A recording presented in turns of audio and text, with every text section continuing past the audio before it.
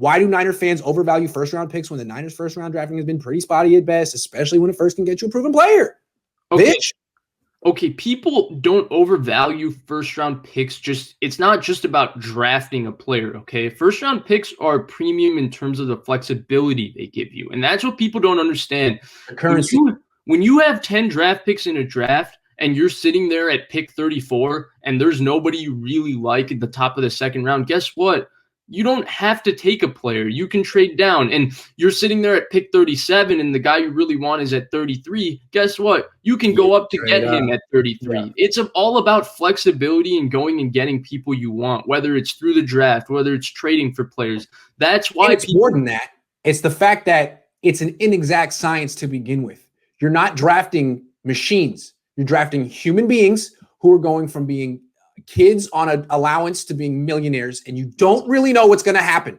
So if your hit rate is 40% in a draft, you're doing good. So what you want is more shots, right? More opportunities.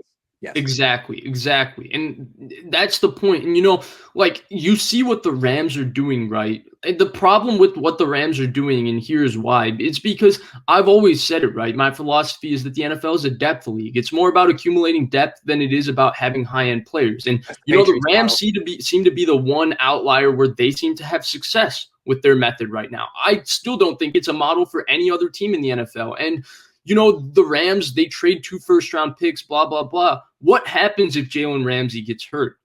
Who's going to back up Jalen Ramsey? Gets hurt. Yeah. So these are the small, finer, detailed things that, the Niners have had to deal with because all their star players seemingly get hurt. So they were stuck in those situations. And the Rams, who've had fortuitous injury luck and have had their star players stay on the field, and for that reason, they haven't had to deal with it, and they've been successful.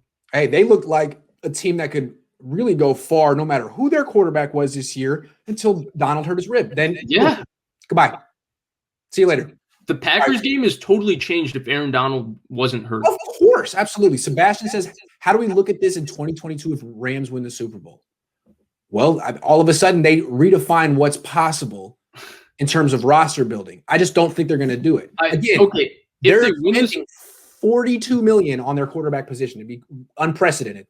Right, but if they win the Super Bowl, right, I still think it's an anomaly rather than the normal. And to me, it's going to be like the Eagles, right? The Eagles had that one anomaly year where they won the Super Bowl with this all-time spending and all that. Look at them now. It looks terrible. It looks pathetic. Yes. Everything they did looks so wrong, but they were able to get the one Super Bowl out of it. And teams tried copying that model. Like New Orleans kept trying to go all in and sign a bunch of people and all of that. And you see where that's gotten them. So I still don't think it's the sustainable way to have success in the NFL. And people are going to try it if the Rams do it because they're going to say the Rams did it. So why can't we? Well, the Rams did it when they have Sean McVay and 2 top 5 defensive players and all of that. So they would be an outlier to me.